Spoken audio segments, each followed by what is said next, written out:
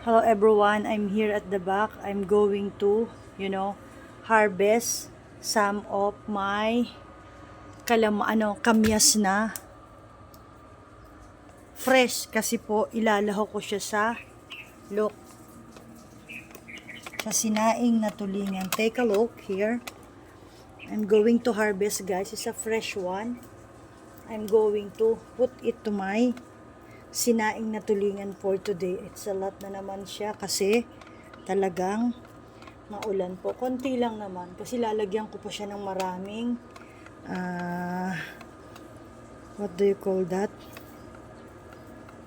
Bumili po ako ng tuyo na kamyas para ilagay po siya. So it's okay na, just this one. I have to put it under, so just more, pampatanggal po kasi siya ng lansa. So here, I'm going to start preparing and I will show you to do, right? So here, stay there. I'm here na. It's very hot, guys, but later pa, I have time limit before I turn off my aircon because, it's not a joke, a 13,000 electric bill. Okay, so here I'm gonna show you it's hot, guys, so I have tissue on. Look at that, I'm wearing red. It's new to you. So here, give me a minute, I'll prepare, guys. Of course, the pan, very simple. I'll put my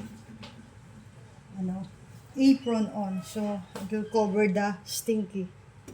So, be with me while I'm doing it, okay? So, take a look. Actually, it's very easy. I have already made it last time in my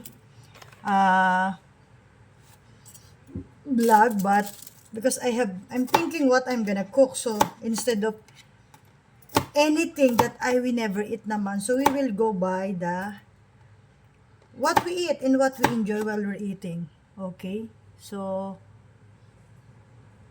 how's this?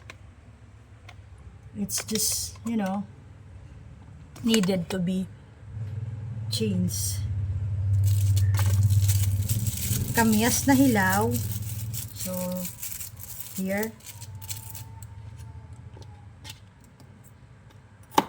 What's the ingredients of the sinaing na tulingan? So, I'll show you how everything to prepare. Okay, so this one, I'm gonna show you, guys. This is what I'm going to prepare for tulingan. Of course, tulingan. It will never be, it's always needed, right? So, here, I have to show to you first all of this. Take a look. So, here, the kamyas, this one, the sariwang kamyas, sili, of course, this one, onion, and kamatis, tomato, lemon, ginger, cayenne, green cayenne, and dried kamyas. Then, of course, this is the 5 pieces of tulingan, okay? So, all I'm going to do is to prepare it, guys, and I will show you step by step later. Okay, for now, stay there. I'm gonna prepare everything, all of it, then I'll show you how to put slowly to the pan. Okay, stay tuned and I'll be back in a minute. I love you so much and I miss you all, guys. Okay, bye. Okay, I'm back, guys. Let me drink my milk first before I start showing to you one by one the recipe of my sinaing na tulingan for today. Okay, hello there, stay there. I'm making a vlog here at the other side. Take a look there. I'm making my vlog, so be with me. So here, guys, everything is prepared as you could see there. All the ingredients is here. Prepared it now. I will going to start putting it to the pan. Okay, first, guys, of course, salt. To scoop, it depends. 2 scoop of rock salt. Then, next to rock salt is, of course, you will put this one, ginger. Next is the garlic. It's not chopped garlic. I just, you know, dinurog ko lang po siya. Then, what else is the siling pula. Guys, as much as possible, especially tulingan, pumalansa siya. Then, red sili. Guys. Next is the green cayenne here. So, you could follow, guys. Ganito, this is how I make sinaing na tulingan just to, you know, control and avoid much lansa. Okay? So, next is the kamyas. Ito po yung sariwang kamyas na hinarvest ko sa aking likuran earlier. So, I'll put in here one by one. It's up to you what you want more to put, but I'm okay with this. So, the onion, the chopped onion, of course, don't chop it too thin. It's just like a little bit with inch, okay? Then, I'm not chopping the tomato. I'm just, you know, doing it like this, okay? So,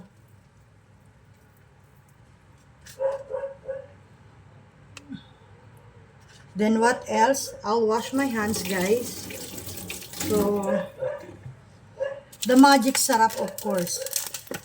Oh. And then, the dried kamyas. This is the one I bought. I have fresh kamyas, I have dried. So, it's mixed together there. Para yung lansa niya talaga manuot siya, guys. Gusto ko kasi marami pang patanggal ng lansa. Kasi ang tulingan po ay napakalansa. But when you make it good and well, yung lasa niya talaga is so very malinamnam. So,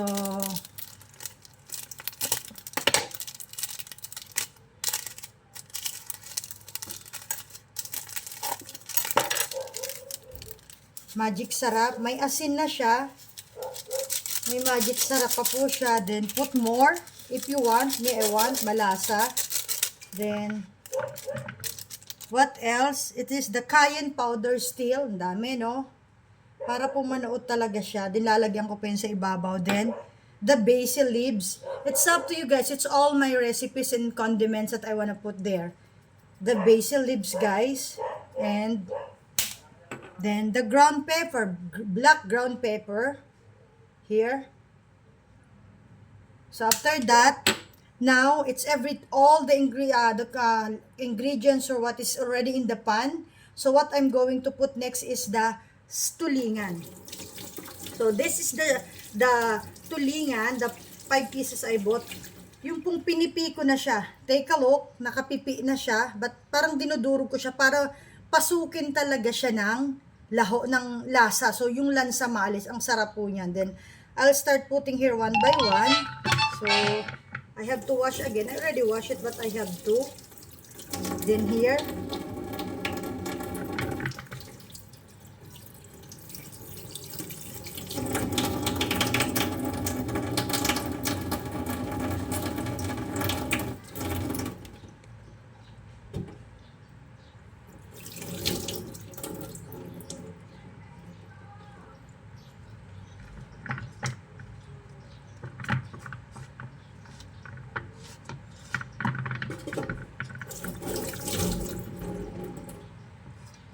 So, ito na po siya. Then, I already put po, ayan na, nasa kawali na po yung 5 na pinipi ko po siya.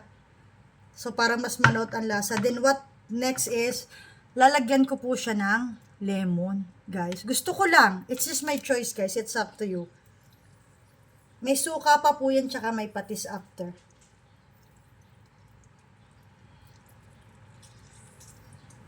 Para mas malasa, alisin yung buto. Kasi may buto siya. So, one more. Para yung lansa niya talaga sobrang tanggal. And magaganahan ka namang kumain po talaga. Maganda rin yung suka.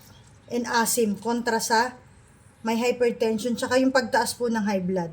Okay? So, there na. So, what I need to put again is additional this one. Suka. Marca Piña. This is an old one. Okay? More suka. I'll put some water here. Not a lot naman. Then the suka. Then lastly guys, it's the fish sauce, patis. So, konti lang po siya. ilagay mo. Kasi talagang yung alat niya, yun yung magtatanggal ng lansa sa kanya. Tama po. Then lastly, of course, para mas gusto ko pang another this one, the ground pepper, cayenne pepper. Then the basil at the top. Kasi yung kanina sa ilalim lang po yun. Then sa ibabaw gusto ko rin. Okay? Here. So, everything is finished and served. Take a look. Okay na po siya. Everything is ready. See? So, ang kalat ng lababo ko, bear it. So, ready to put to the stove na po in para lutuin siya. Okay? Then, of course, I'll put a cover on. Everything is here. If you guys notice that I still have put some missing part of it, just you can put a comment on and then suggest what more I could do to make it more tastier in your own way, okay? But this is all, it's ready. I'm gonna put it to stove in maybe 45 minutes. I will cook it and I could cook it, so it's okay, it's done. So it will last for us the whole day, but sometimes it will last until the next day because we're just two here, okay? So thank you so much for seeing, for noticing, or for staying there while I'm preparing the sinaing na tulingan step by step for you to see. And you could also do it out there, the moms there in your home, and serve it to the family. It depends how many are you in the family. It will be good enough for you. It's a very native in Quezon part the way I cook the sinaing na tulingan. Thank you so much. Don't forget to subscribe, guys, in my YouTube channel. Keep supporting it. This is for everybody, to be more encouraged, to put some video or anything that could make the people enjoy just in a while, because our world is so much stressful of everything around what's going on. So guys, sometimes sit and relax, watch what's a simple way that you could make comfortable and have your own way. Okay, thank you so much. I love you. Click, subscribe, share, watch, and put a comment on what I more need to do to make my video or anything more interesting for all my viewers. Love you all. God bless you and stay safe. Choose to be forgiving heart. To be or to have a forgiving heart. Love you all. God bless you and stay safe, everyone. Bye-bye! Hi guys, here na po siya. This is the outcome of my sinaing na tulingan. So, everything is ready. I'm just going to wait the time for lunch. Thank you guys. I wish you will learn something what I've shown you. This is it. Mapapakain ka talaga ng marami. Love you all and God bless you again. Bye-bye.